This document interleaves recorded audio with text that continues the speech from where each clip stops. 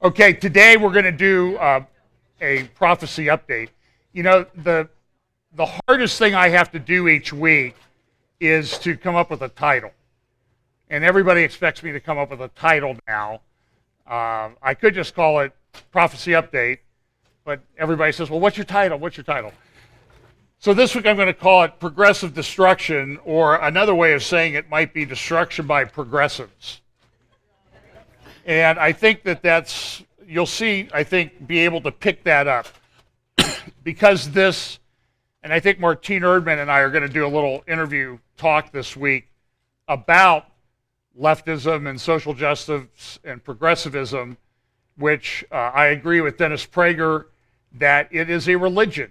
And it's a very, very powerful religion. And that's why very often Christians or Jews will subscribe to their progressive values much more than their Judeo-Christian values, because it overwhelms them. And again, there's some good books that I would recommend. Diana West has a couple books out, American Betrayal, and then Michael Walsh's The Devil's Pleasure Palace, The Rise of Critical Theory and Destruction of the West. I think it's subtitled. We talk each week about convergence of events. Now, I'm going to be honest with you. I really feel unprepared this week in the sense that I was traveling some this week. I was out of town a couple days. So I didn't really have a lot of time until yesterday. Usually I do things during the week, but I didn't have anything to do really that much prepared by when I got home about 1 o'clock yesterday from golf, which is really important. And truth be told, that's why I was out of town one day, was playing golf. But as I tried to coalesce things together this week, it was very difficult. And I know that other people that do prophecy updates like this, we all say the same thing when we get together, is I can't keep up with everything that's going on. And while you might think that there's nothing going on, there's really, when you dig deep, which I try to do here, and I try to give you here some things that you might not get elsewhere. I look at geopolitical strategists and what they're saying, mainstream ones, even ones I know they're like foreign policy and foreign affairs, what they're saying, because they do have an influence on how the government policy flows.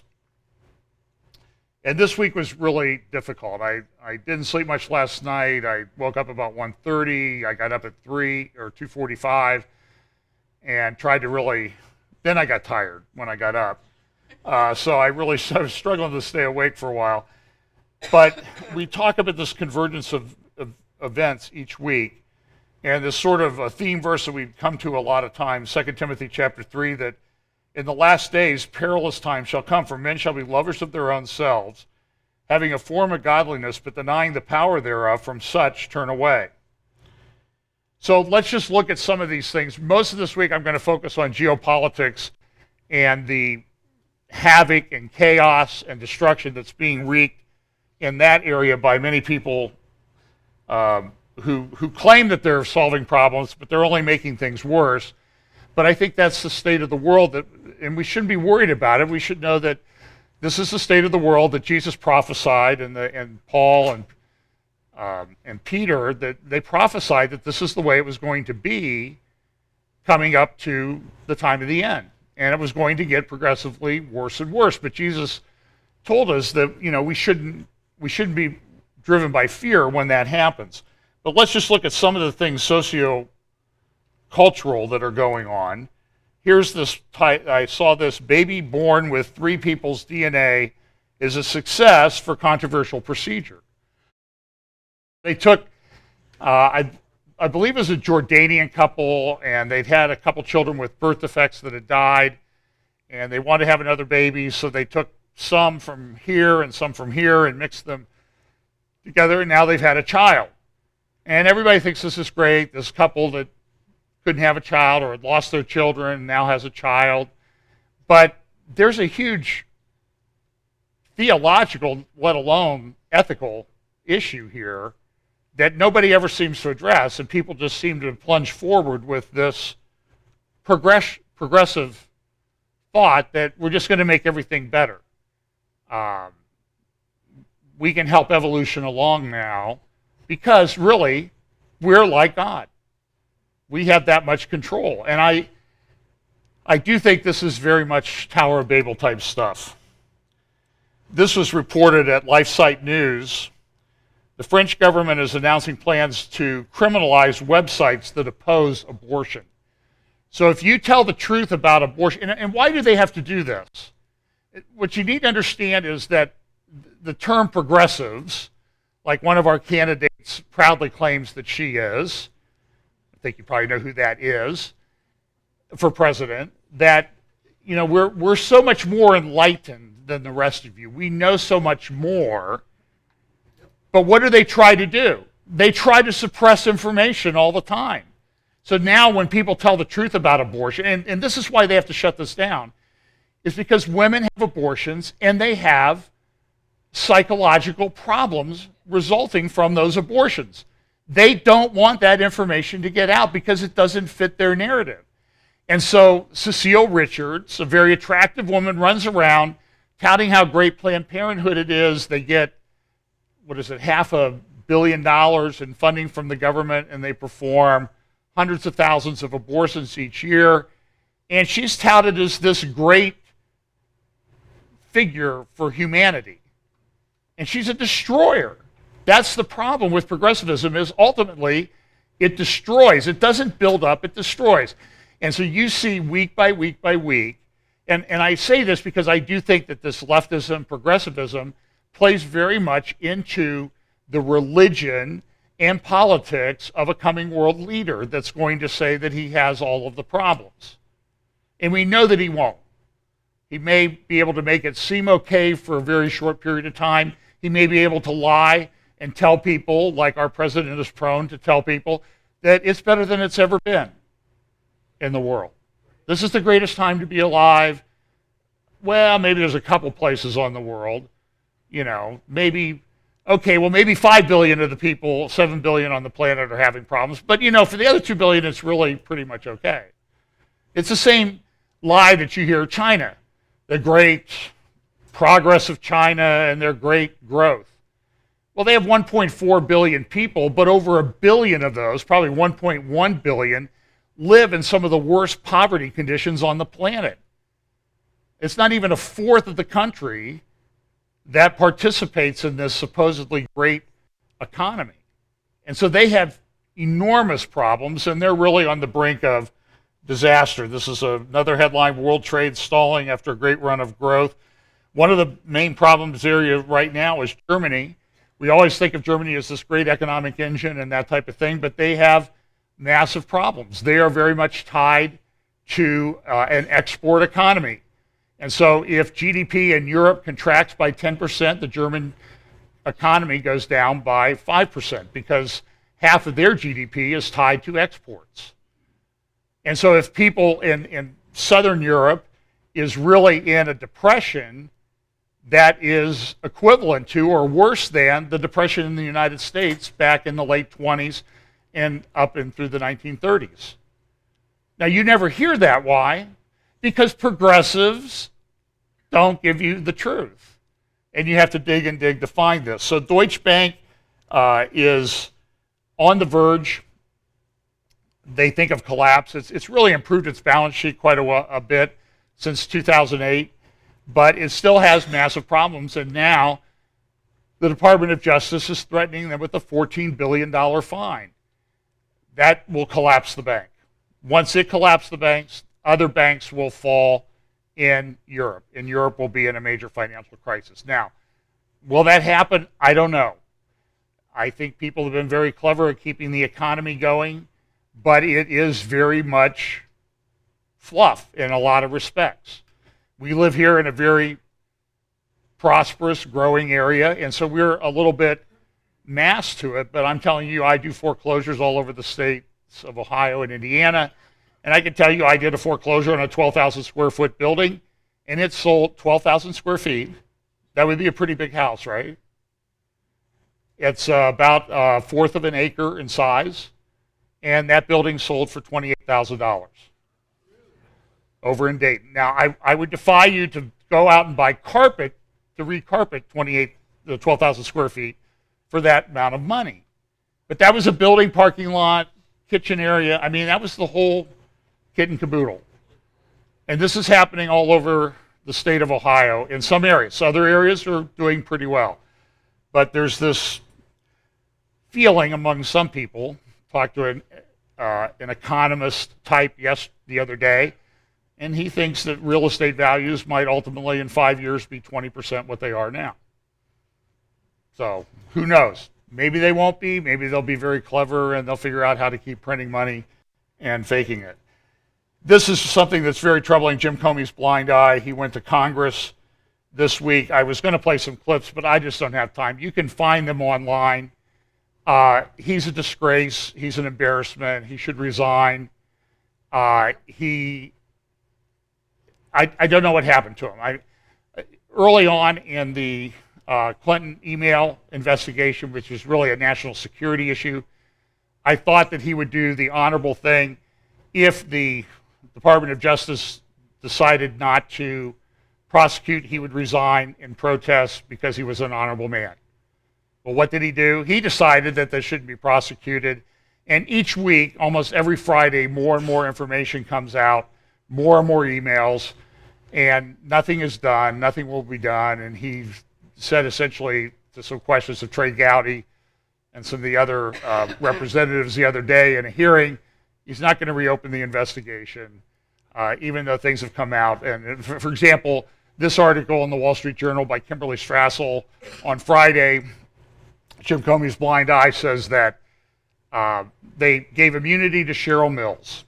Cheryl Mills is currently on the legal team that represents Hillary Clinton, but at the time that she had this laptop, she was not her attorney. So there was no attorney-client privilege, and any attorney worth his salt, and Jim Comey was a federal prosecutor, a very good one by most estimates. When people see that, when he knows that when you're not an attorney, you don't have attorney-client privilege problems in getting somebody's laptop. It's nonsense. So they gave her immunity, and based on the fact that Cheryl Mills had said in her interview, and the FBI writes these up in a form, it's called a 302, and they've produced a bunch of 302s from the investigation, although there are 30 of them that they've refused to give to Congress, and they act like, oh, well, we don't know why. Who is in charge of that? Who's really responsible? And Comey won't answer the straight question about, are you going to give us the 302s or not? Well, in Cheryl Mills' 302, she was a chief of staff for Hillary Clinton at the State Department at the time. She said, well, I didn't know anything about a server. Well, then Trey Gowdy and other congressmen at the hearing, they start bringing out emails to and from Cheryl Mills talking about what? The server. They're liars. And this is what progressives do. I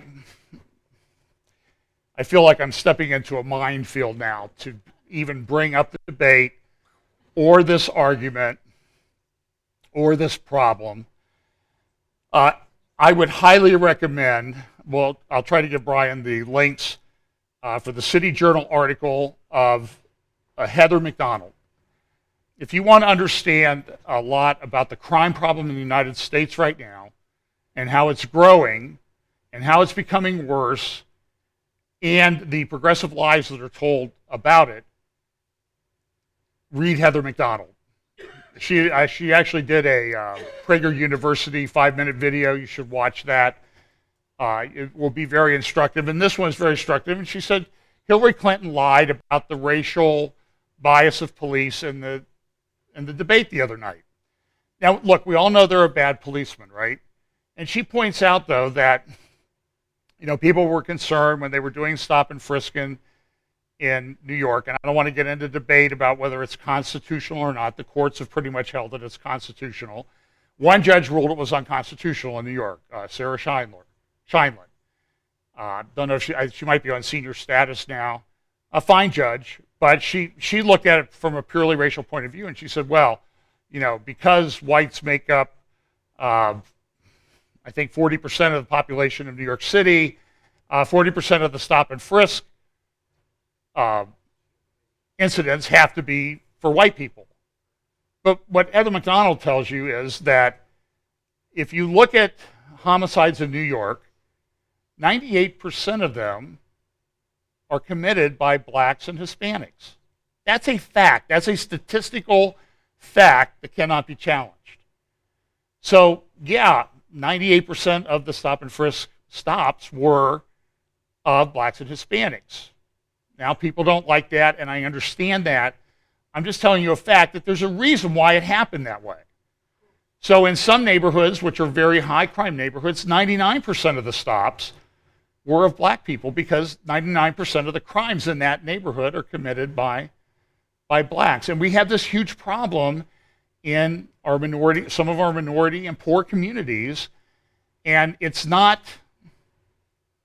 a race problem, it's a problem of values. And the fact that in that one community, in the black community, and I know I'm going to get hate mail from this, and people say they'll never listen to me again, and fine, you're ignoring the facts. 75% of children are born in fatherless homes. In poor white communities, the number's probably above 50%. That's not good for either community. That's why we have this massive problem. And nobody ever wants to talk. Do the progressives want to talk about that? No, they want to turn it into something that it's not. And it's not.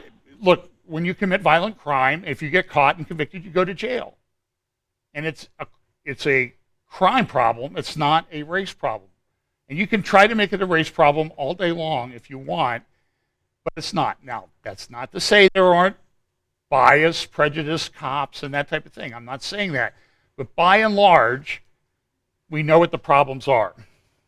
So hate mail goes to Steve Mitchell at fbchapel.com.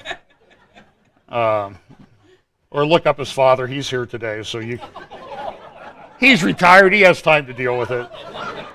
But what's happening in the church is this Black Lives Matter. This is Carl Lentz from Hillsong Church, New York, who last Sunday did a thing about how you should support Black Lives Matter. This is, I can't remember her name. She spoke at the Urbana conference at the end of last year, you know, the big intervarsity conference that they have where they bring all these Christian groups together. And they told them, you need to support Black Lives Matter. You need to adopt these progressive things, even though I've told you that there are massive problems with the underpinnings of Black Lives Matter, and they want to essentially destroy the traditional family that comes from Judeo-Christian values. And I showed you the quotes from the leaders of that organization. Part of this is there's a new report out, Exodus, Why Americans Are Leaving Religions and Why They Are Unlikely to Come Back. And you see here in the statistics that getting close to 30% of the American population now is, and it's gone from 5% in 1972 to close to 30% now, an increase of almost 6 times, people who claim to be in our country religiously unaffiliated. And you also find that most of these, the largest growth is among young adults. So you see this, that in 2016, among young adults 18 to 29, about 2/5, claim no religious affiliation at all. And you get to the older people, I'm not in that category yet, it's 13%. My category is 17%. You can see there on the right. But you see how that's grown. From 1986, just 30 years ago, it was 10% among young people, young adults. Now it's almost 40%, a 4-fold increase in 30 years. So I just asked the question, is this good for society or not? Here's another statistic, reasons for leaving religion. Would you say any of the important reasons why you no longer identify with your religion? Now this is interesting. You stop believing in the religion's teachings. Yes, that was important to 60%. Somebody needs to send this study to Andy Stanley and the other people in the church growth thing, because this is completely undermines everything they stand for. Surveys like this. Your family was never that religious, 32%. Negative religious teachings about or treatment of gay and lesbian people. We say, oh, this is the major problem, right? Well, it's only half of you just don't believe in the religious teachings anymore.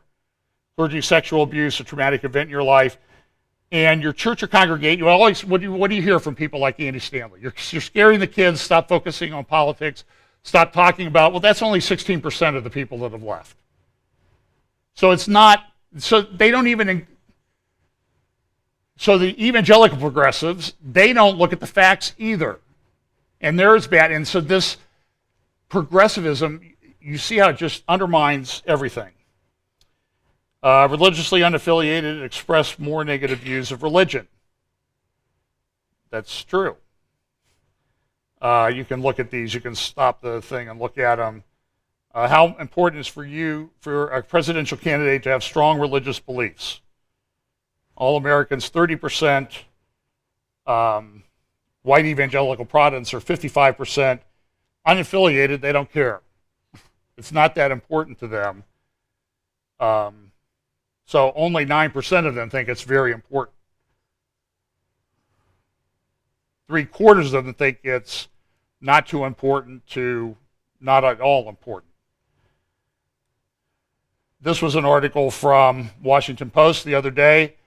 How decades of divorce helped erode a religion. Listen to some of the things from this. Two widely recognized trends in American society might have something to do with each other. Divorce rates climbed to the high, and I applaud the Washington Post for putting this out. Divorce rates climbed to the highest levels ever in the 1980s, when about half of all marriages ended in divorce. And in the present day, Americans are rapidly becoming less religious. Since 1972, the share of Americans who say they do not adhere to any particular religion has increased from 5% of the population to 25%. And so this article asks, the question is, do you think that maybe these things are related? And the answer is, probably. It's pretty easy to make the conclusion. So instead of looking at the obvious, what do? They always look for something, some other reason to explain that their policies, their values are total, complete, abject failures.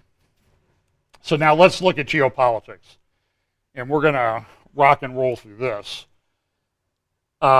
This is a concern in Russia. The Protestants, Christians in Russia are very concerned about what's going on, increasing arrests of people being sent to jail for proselytizing and that sort of thing. And yet, despite this, there are a lot of people, believe me, I get the emails, oh, how wonderful, what a great Christian Putin is, and then this happens. So, again, everybody seems to be, I've noticed this a lot this week. People look at the same video that I look at, and they come away, I see the headlines and articles written, and it's like, did you watch what I watched? I know you watched what I watched because it's the only thing there to watch about the hearings in front of the House where James Comey testified. And they come out with this crazy stuff that it didn't happen, folks. And so it's very, you have to be very careful about doing your own fact checking to see if there are other corroborating sources. Here is a war, a place in the world, Kashmir, a war looming between India and Pakistan. India launched some strikes into Pakistan to supposedly destroy some terrorist camps. Pakistan's not happy, but they're both nuclear powers. And so there's a great concern among the foreign policy establishment is what's going to happen there. And so when you look at a map, for a while the Arab Spring started, it was Tunisia. And then it moved over to Syria and then Egypt. And so you had this kind of concentrated area there around Israel. Well, now it's pretty much this whole region of the world that you can see in that slide is in crisis. All of Eurasia. I'll have a couple video clips if I have time at the end to show you on that from George Friedman. Turkey, they criticize Israel building a wall. What's Turkey doing? Building a wall. Why? Because walls work in a lot of instances. This is kind of interesting. Saudi Arabia is in crisis because of the price of oil. It's gone up a little bit, so that's relieved the price a little bit, but they're basing a lot of what they're doing on oil selling for about $60 or $70 a barrel. They're depleting their cash reserves, and if it goes much longer, Saudi Arabia is going to be in a crisis. There are princes within the Saudi royal family that are demanding the resignation of King Salman and also his replacement and the deputy crown prince. They don't like them, so there's a lot of unrest among the Saudi royal family. And Ibn Saud, when he started Saudi Arabia back about 1932, I forget how many wives he had. He probably had 16, 17. He had a bunch. He had children with all of them. He had, I think, 85 children. They've had multiple wives. They've had a lot of children. And so now we get down to grandchildren and great-great-grandchildren, and we're talking the Saudi royal family numbering in the thousands, easily in the thousands. And so there's a lot of political intrigue. They have a lot of money. They fund different, so Saudi Arabia is in crisis. They have a large Shiite population in the east where their oil is. And so they have to keep that tamped down. They're very concerned about other things going on in the region, what's going on in Yemen, what's going on in Syria, what's going on in the Sinai. All of this has an impact. And if Saudi Arabia has problems and there's interruption in the flow of oil from Saudi Arabia, how many of you remember the Saudi oil crisis back in the 1970s? Gas lines, and gas went up. I remember we went to Florida for spring break in 1974. Gas was 49 cents a gallon. It was unheard of. I mean, you could get a Coke for 10 or 15 cents back in those days, remember? Well, I never drank Coke. It was other people got Cokes for. But despite this, there's this push towards globalization. Despite all the problems that it's caused, the things that it hasn't been able to do, here's The Economist supporting globalization in the Economist magazine that just came out yesterday. They also have a good article, and I'll talk about this in a minute, the destruction of cities in Syria. Hungary's having a referendum, I think today or tomorrow, about the migrant policy that's being forced on them. And there's a concern that if they vote against it, and by most estimates they're going to reject what the EU wants them to do, this could further undermine the European Union. This statistic from the UN, this is based on 2015, and it shows all the major areas of the world where people are displaced, and it's now a number that approaches about 70 million. But progressives are, National Review, I think, has a couple good articles, and I'm only, I just copied the magazine, I'm not, but, she said we're irredeemable and we're no good, and that's what she believes. I mean, she can, everybody says, well, she just did it that one time. No, she didn't. She did it twice in the same week. She did an interview for Israeli TV. I played that for you. There's a great article in this. It's behind a paywall, so it's kind of hard to get. I'll read a little bit to you, but John Yoo, who's a lawyer, clerked, I think, on the Ninth Circuit, maybe at the Supreme Court, very intelligent guy. Progressivism goes global. Transnational governments in its contempt for the consent of the governed. And does that sound like the world that we live in today? They're going to force it down our throats. And one of the examples they use is the Comprehensive Test Ban Treaty, and they want to change that, and Obama's going to go along with it, but he has to get a 2/3 approval of the Senate. Do you think he's going to do that? No, he's going to go directly like he did on the Iran deal. He's going to go directly to the UN and get it ensconced in international law. And then the next guy that comes, I'm telling you, what do we got? 2.5 months, 2 months and 20 days before he's gone? Well, before Obama's gone. October, November, December, January. I guess we got 3 months and 20 days, roughly. What's he going to do in the meantime? And there's a lot of concern. I've talked about what he might do with regard to Israel. This is what Yu says as an article. The administration's Comprehensive Test Ban Treaty maneuver is more than just Obama's latest attempt to skirt the Constitution. For years, elites in American legal, the American Bar Association, we've talked about that, philanthropic, Ford, Rockefeller foundations,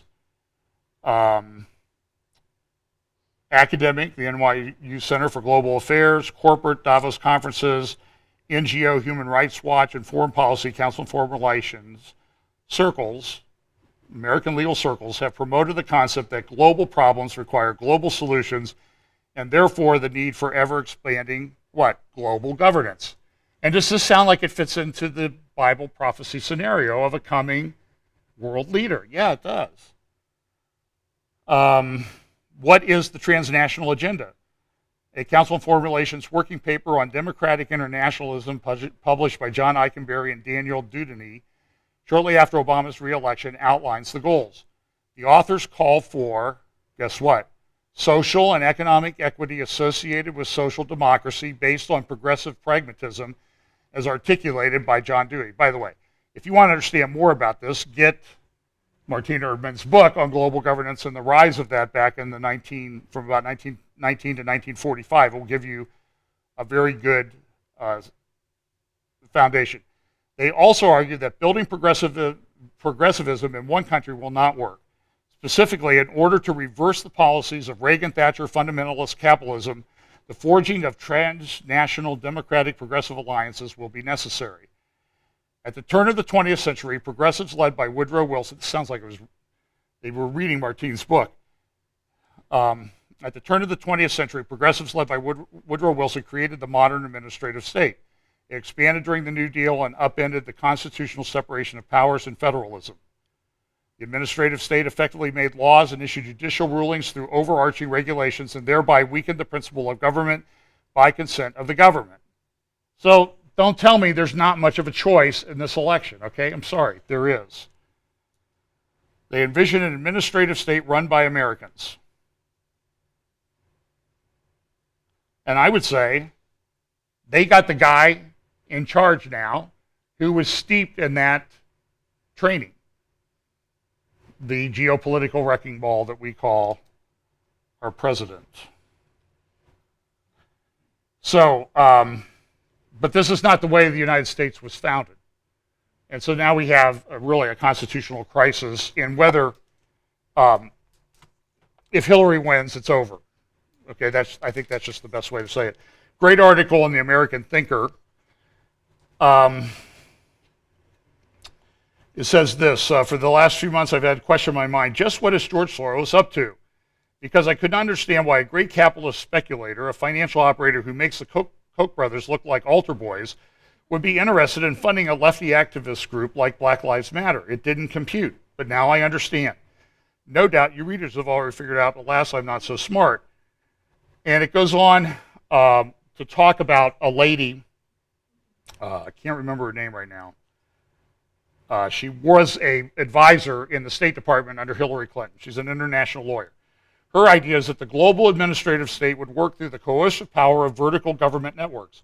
Vertical government networks pierce the shell of state sovereignty by making individual government institutions, courts, regulatory agencies, or even legislators responsible for implementation of the rules created by a supranational institution.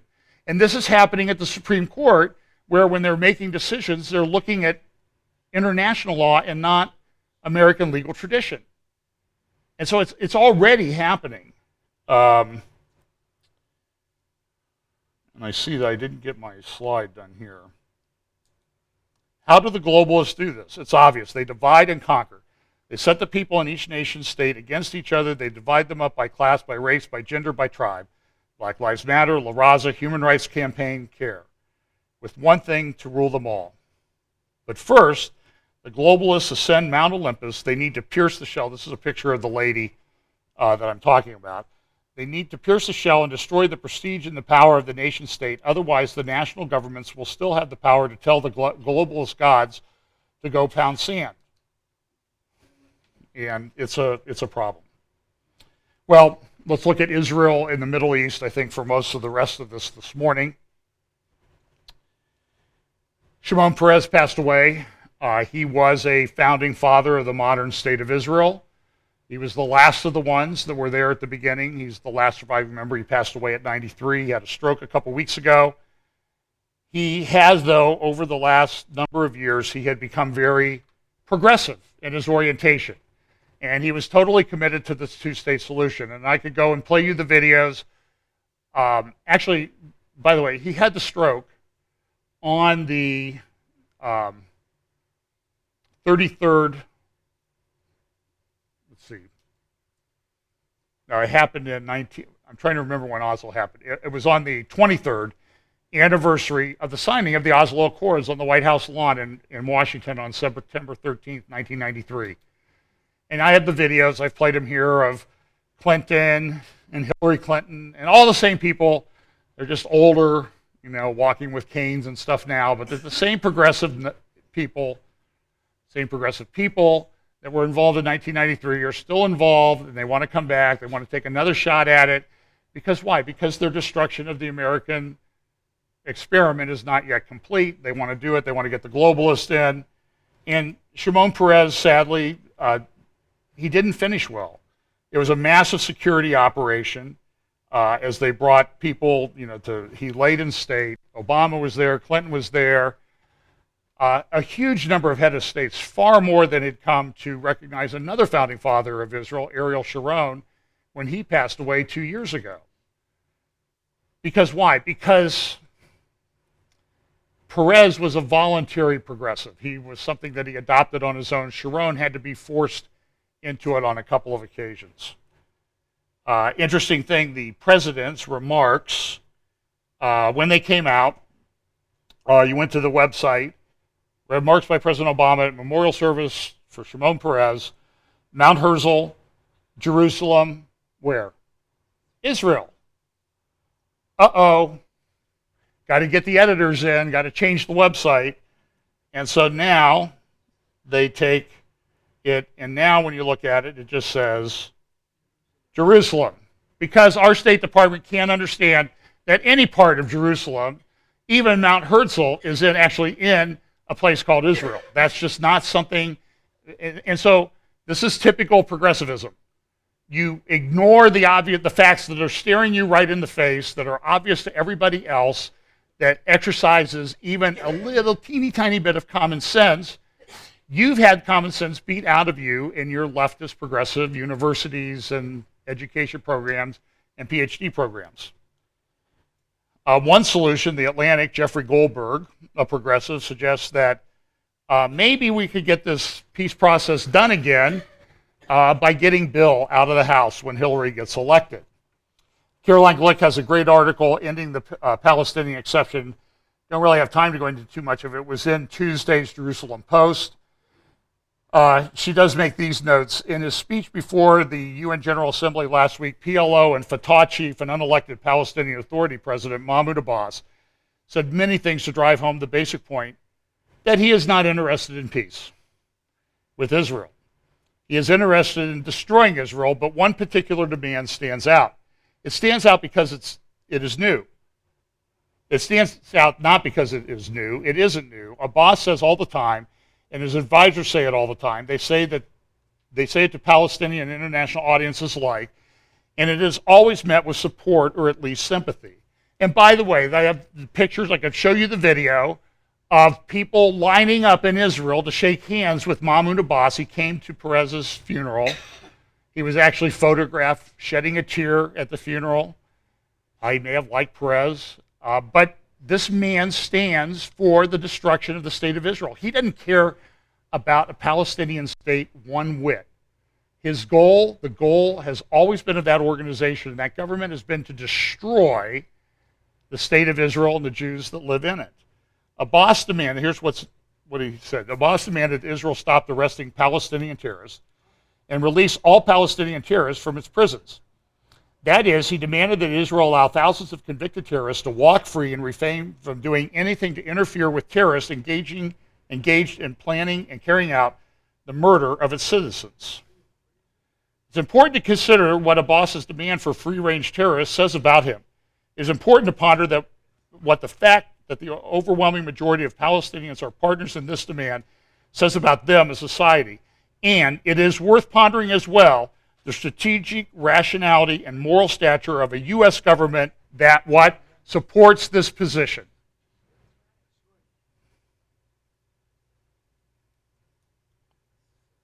don't be too quick to dismiss the progressively destructive policies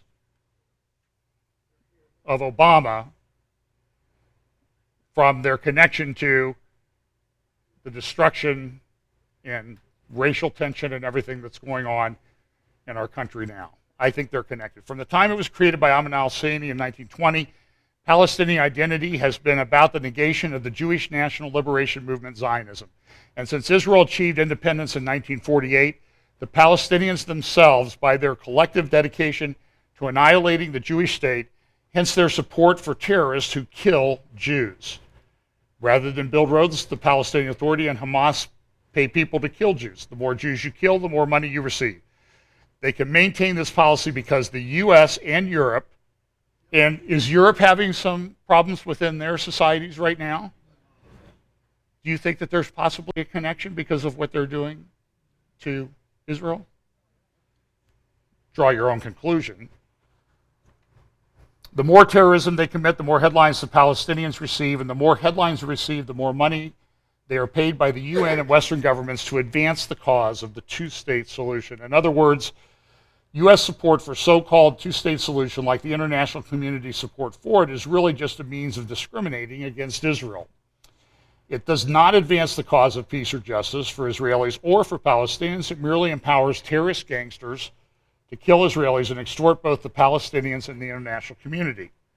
Melanie Phillips, also in Friday's Jerusalem Post, has this article: Israel, not the West, stands for international law. You can also go and you can look for the Jewish Chronicle, a Jewish publication, published a weekly publication from England, Great Britain, United Kingdom, whatever you want to call it. And she wrote a letter to Theresa May saying, are you going to go along with this? Are you going to stop this? But here's what she says in her article in the Jerusalem Post. Her questioning reflected the grotesque false assumption underlying Western hostility towards Israel, that if only it wasn't so belligerent, there would be peace. Repeatedly challenged with this claim. This is an interview that took place on the BBC. You can probably look it up. It's an audio interview between Mark Regev, Israeli ambassador, and a BBC correspondent, that if only it wasn't so belligerent, there would be peace. In other words, Israel. Repeatedly challenged with this claim, Regev refused to engage and said he mouthed platitudes about how Perez would always have answered such a question with hope and optimism about a peaceful solution. This was a missed opportunity, Melanie says. The overwhelming requirement for Israel is always to nail the big lie behind the questions thrown at it. Regev should have said that the reason for the absence of a two-state solution was displayed last week at the UN, where the Palestinian leader Mahmoud Abbas made a speech expressing hostility to Israel's very existence. Caroline Glick for Prime Minister and Melanie Phillips for President of Israel. Boy, the world would just, there would be people losing their minds. The full speech received no mainstream coverage in the West. Abbas could be confident, however, that it reflected two entirely false Western beliefs: that Israel acts in contravention of international law and that the land originally belonged to the Palestinians. And she goes on, there's an international law expert, Professor Eugene Kontorovich, who wrote a long article, I think about a year ago, about UN Resolution 242. And 242 was enacted in November of 1967 after the Six-Day War, and it had some provisions in there, but they were very unusual provisions. And what he's done is he's gone through and looked at other resolutions, about a dozen, that deal with the countries that have had territorial disputes, they've had a war, and then the victor has people go in and settle. In every one of the other 12 cases, the UN resolutions do not require the settlers from the victorious country to go back to the other country after the war is over and everything is settled. The only case in which the UN demands that the settlers vacate the land is the Jews. I would submit to you that's very Hitlerian in the way it's applied. Abbas is going to try to push this UN security resolution against the settlements. maybe even more. And there's a concern that Obama, this will happen after the election. You know, if Hillary wins, I'm telling you, Obama will be down there and he will not veto it at the Security Council like the U.S. has in the past. And if Obama does this, the U.S. will be complicit in tearing up international law and bringing into being a terrorist state whose existential purpose is the extermination of Israel. Israel, in fact, the U.S., Britain, and Europe have long displayed this contempt by supporting the big lie that Israel behaves illegally or belligerently. The West maintains that Israel occupies Palestinian territory in the West Bank. This is untrue. There has never been any Palestinian territory. Again, what happens to progressives? They don't care about historical facts or even existing facts. Israel's presence in the disputed territories cannot be legally defined as an occupation. Under the Hague and Geneva Conventions, an occupation that can only take place on sovereign land, the territories were never anyone's sovereign land. And then she goes on to explain what's happened with the this professor. So, Friday, Caroline Glick had an article, same issue as Melanie Phillips. I'm sorry, the first article of Caroline Glick I referred to was from Tuesday's Jerusalem Post. This one is from Friday's, The New Middle East. Just want to go through a little bit of this quickly to set up what I want to finish with. A new Syria is emerging. And with it, a new Middle East and world are presenting themselves. Our new world is not a peaceful or stable one. It is a harsh place. The new Syria is being born in the rubble of Aleppo. The eastern side of the city, which has been under the control of U.S.-supported rebel groups since 2012, is being bombed into the Stone Age by Russian and Syrian aircraft. All avenues of escape have been blocked. Aid has been blocked. A UN aid convoy was bombed in violation, she says, of a fantasy ceasefire. Medical facilities and personnel are being targeted by Russian and Syrian missiles and barrel bombs to make survival impossible.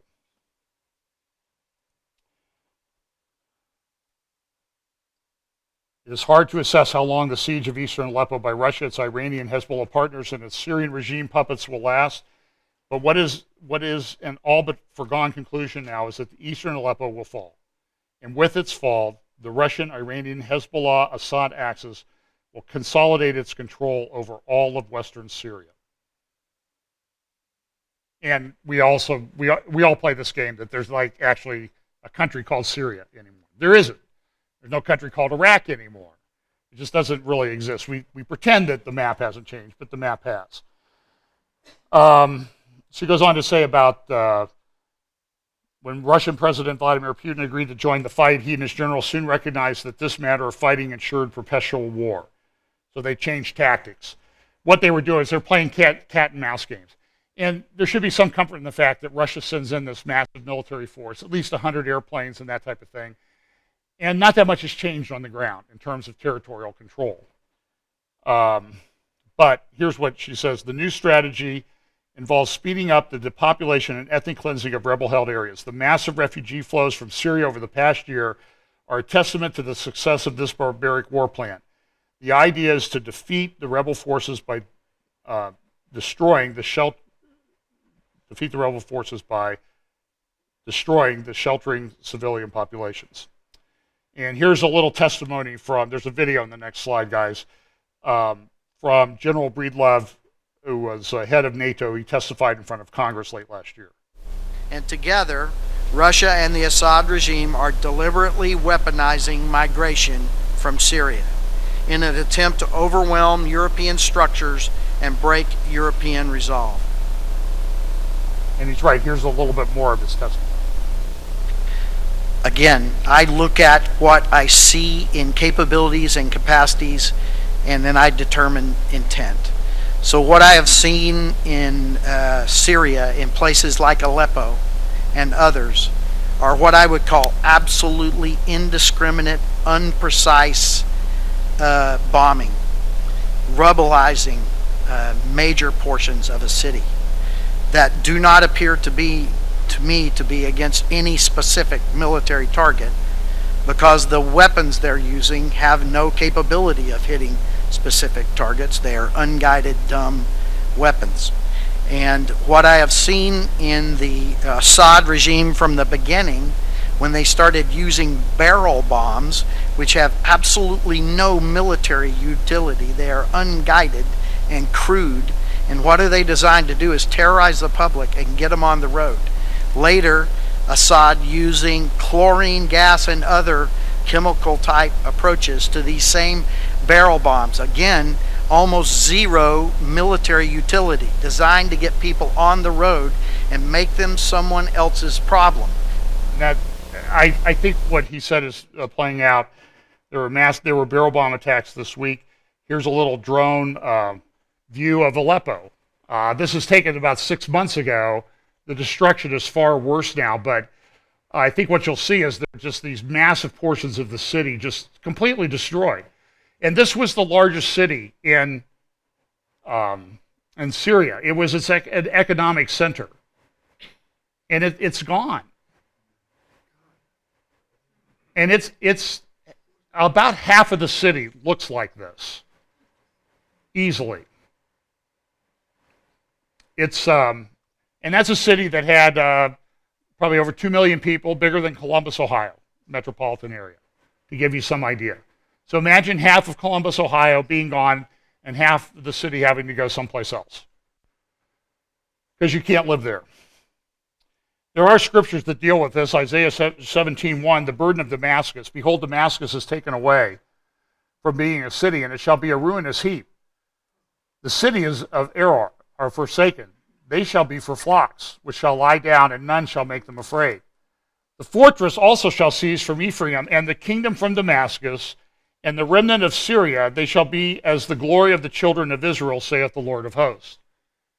And what does that mean? It means that the glory of the children of Israel didn't really exist at that time. So it said Syria is going to be just like that. It's just not going to exist. Is this being fulfilled right now? You know, I think it's certainly in progress. And this is something we've talked about with some other teachers in the Bible prophecy community is, when do we get up and say this is that which was spoken of by the prophets? I think we need to be very careful in saying that. But certainly we see proof every day that this is happening. In Jeremiah chapter 49, another prophecy concerning Damascus, Hamath is confounded, and Arpad. And where are those areas located? Well, Hamath and Arpad would be to the areas to the north of the city of Damascus where Homs and Aleppo are located, and where the vast majority of the destruction has already taken place. For they have heard evil tidings. They are faint-hearted. There is sorrow on the sea. It cannot be quiet. How are a lot of the Syrian refugees leaving? By boat. Is that sorrow on the sea? Could be. It sure sounds like it. Damascus is waxed feeble and turneth herself to flee, and fear hath seized on her. Anguish and sorrows have taken her as a woman in travail. And my only question is that happening? The destruction that you see, I've shown you the pictures of the destruction in Damascus. And some of that's 30 miles from the Golan Heights border with Israel, Golan Heights border. So now Russia and the U.S. are involved. They're both involved in Syria. John Kerry came out in a very, forceful manner and said, if you keep doing this, Russia, we're going to be upset with you. And we might not talk to you for a while. And I'll sign up for that. And nobody does anything. So back to Caroline. By adopting a strategy of total war, Putin has ensured that far from becoming the quagmire that President Barack Obama warned him Syria would become, the war in Syria has instead become a means to transform Russia into the dominant superpower in the Mediterranean at the U.S.'s expense. Russian politicians, media, and security experts have boasted that the base and Tartus will be able to check the power of the U.S. Navy's Sixth Fleet and challenge NATO's southern flank in the Mediterranean basin for the first time. Has not happened. The Russians have also decided to turn their naval station at Tartus into something approaching a full-scale naval base. With Russia's recent rapprochement with Turkish President Erdogan, NATO's future ability to check Russian power through the Incirlik air base is in question. Even Israel's ability to permit U.S. access to its air bases is no longer assured. Russia has deployed air assets to Syria that have canceled Israel's regional air superiority. Under these circumstances, in a hypothetical Russian-U.S. confrontation, Israel may be unwilling to risk Russian retaliation for a decision to permit the U.S. to use its air bases against Russia. This all fits into Bible prophecy. Russia only went into Syria when Putin was absolutely convinced that Obama would do nothing to stop him from dislodging America as the premier global power in the region. As Michael Ledeen recalled earlier this week, Obama chose to stand on the sidelines in Syria because he wanted to make friends with Iran. Obama even began a secret courtship of the mullahs even before he officially took office 8 years ago. So Obama had this plan to go with Syria, and he's pushing the Palestinians. So Obama let Syria burn. He let Iran and Hezbollah transform the country into their colony, and he let Putin transform the Mediterranean into a Russian lake. Obama enabled the ethnic cleansing of Syria's Sunni majority and in turn facilitated the refugee crisis that is changing the face of not only the Middle East, but of Europe as well. Yeah, he did draw a red line. This is in the Washington, references this article in the Washington Post on Tuesday or Wednesday. The man who could be supreme. Just 2 paragraphs from this. Written by a person who's associated, I think, with the Council on Foreign Relations. But he's an old guy. He's going to die. And so what has been the thing? We'll make rapprochement with Iranian mullahs, and when the new guy comes in, it'll be somebody very moderate and progressive, right? Isn't that the lie that Obama has told us? Isn't that the lie that Hillary Clinton tells us? We've got this all worked out. It's no problem. It is often suggested that the most consequential barrier to Iranian pragmatism is Supreme Leader Ayatollah Ali Khamenei. Once the elderly Khamenei passes from the scene, the argument goes, his successors will embrace prevailing international norms. The sunsetting restrictions of the nuclear deal need not be of concern, for a revamped Islamist regime will find global integration too tempting to discard for the sake of nuclear arms. That's what we hear. What's the reality? The only problem with such expectations is that the candidate Khamenei and the Revolutionary Guards are grooming to ascend to the post of Supreme Leader is one of the most reactionary members of Iran's ruling elite. Ibrahim Raisi, Iran's probable next Supreme Leader, could be the only person in the Islamic Republic who could cause people to miss Khamenei. Khamenei and the Guards appreciate that the next Supreme Leader will assume power in a precarious time. This leader has to share their penchant for conspiracy theories, demonstrate a contempt for the West, and be prepared to shed blood on behalf of the regime. The next Supreme Leader has to not only believe in the theocracy's mission of repression, but also have been an integral part of the machinery. No one in the Islamic Republic embodies these attributes more than Raisi. He seems to be the right man for the right time. I'll repeat that again. He seems to be the right man for the right time. Now, we operate on a different time lane than the people at the Council on Foreign Relations do, but that's a very significant statement by this secular person. Very significant. And then it comes out, not only did we pay them cash and we paid ransom and we paid more cash and more cash, it was reported in the Wall Street Journal this week that the U.S. signed secret paper on Iran sanctions. When? Well, let's see.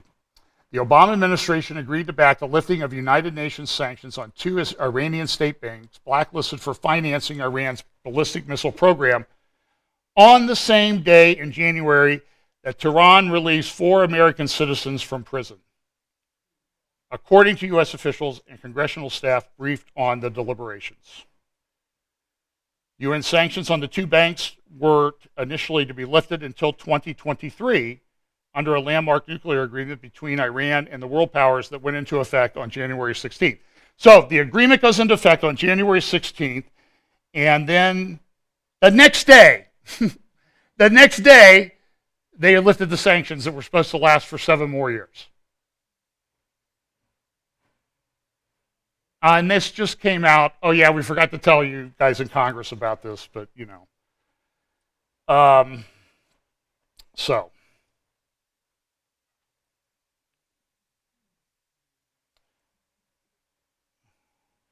one senior U.S. official briefed on the deliberations said this: lifting the sanctions on CIPA was part of the package. The timing of this all isn't coincidental. Everything was linked to some degree. So Caroline concludes, far from causing the Iranians to become more moderate, the nuclear deal has radicalized the regime still further. She talks about that, the new leader. On Monday night, for the first time, Israeli Air Force jets flying over Syria were shot at by Syrian anti-aircraft ordnances. To neutralize the alliance's threat to its own security, Israel needs to degrade Iran's power, and it needs to emphasize its own. The only way to neutralize the threat emanating from the new Syria is to change the nature of the Iranian regime that controls it. As for Russia, Israel needs to demonstrate that it is a power that Putin can respect in its own right and not a downgraded Washington sock puppet. To this end, Israel should embark on a rapid expansion of its civilian presence along its eastern border with Syria and with Jordan. As Russia's air base in Syria undermines Israel's air supporting and reliance on air power, Israel needs to show that it will not be dislodged or allow its own territory to be threatened in any way. So she suggests we double the population on the Golan Heights. Let's see. Because when this whole thing comes apart in Syria, this is Comey testifying. I'm going to go about 5 more minutes. He said this. The third element of the threat is one we cannot take our eye off of, and I assure you the people at this table and the people we work with have not taken their eye off of. The so-called caliphate will be crushed. The challenge will be, through the fingers of that crush are going to come hundreds of very, very dangerous people. They will not all die on the battlefield in Syria and Iraq. There will be a terrorist diaspora sometime in the next 2 to 5 years like we've never seen before. We must prepare ourselves and our allies, especially in Western Europe, to confront that threat, because when ISIL is reduced to an insurgency and those killers flow out, they will try to come to Western Europe and try to come here to kill innocent people. We have to keep our eye on it and be ready for it. And I assure you, even though it's not covered a lot, that work is underway every day. Well, this is an article in the Wall Street Journal just, I think, on Friday.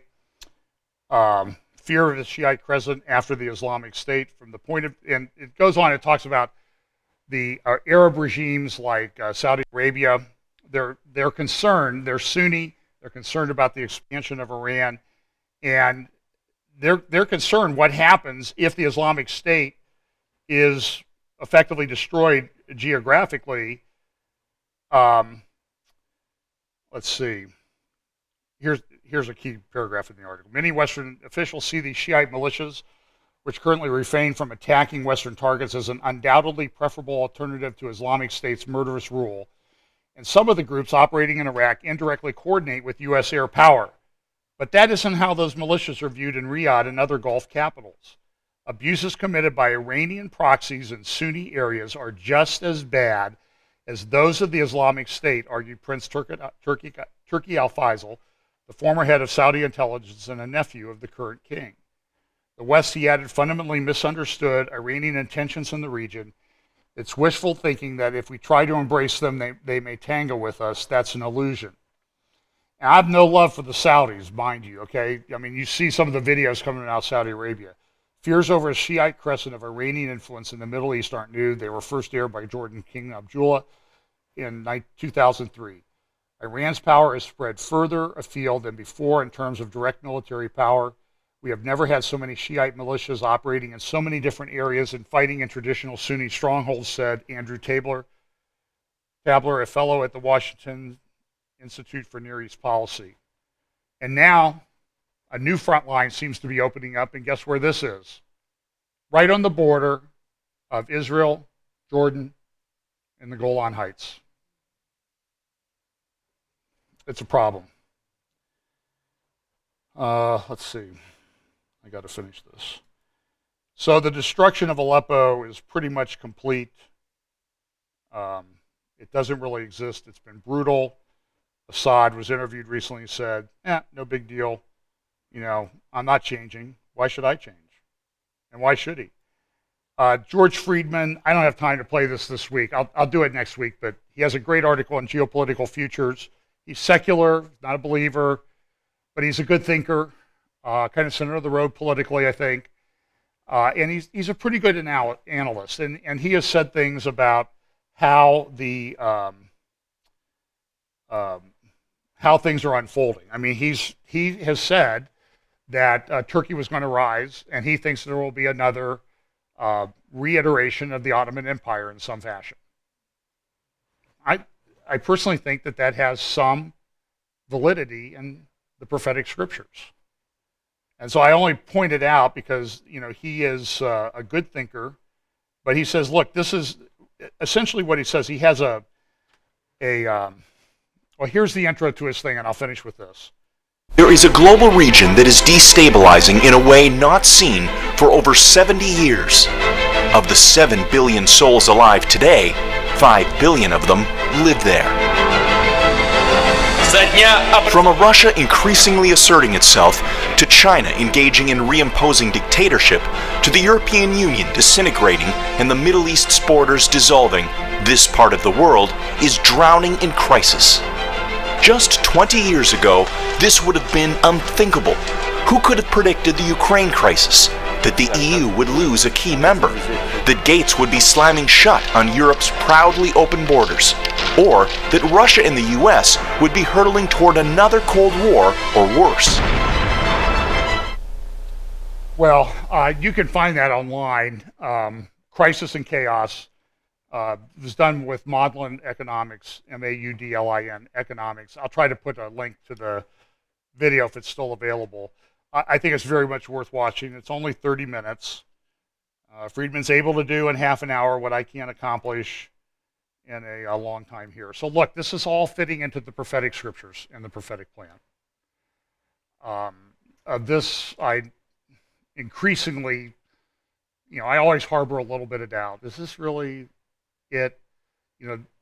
That doubt is pretty much all gone at this point. We're going to see this unfold. It's going to be chaotic. Don't worry about it. God wrote it out for us so we would not worry. And we need to get busy with the work we need to do until we're no longer here. So let's pray. Father, we pray, Lord, Lord, I pray that you will steal the minds and hearts of our people here and the ones listening it with the power of your Holy Spirit, the truth of the Word of God, and the fact of our salvation by grace through faith in Jesus Christ. Pray that you will help us to be bold in sharing that. But I also pray that you would put a hedge of protection up around this church and other churches. I heard this week of several churches that have received very serious threats. And I pray that you would protect them and protect us, and let us be faithful in getting your word to go forth from this place. Bless us as we go this week. In Jesus' name, amen.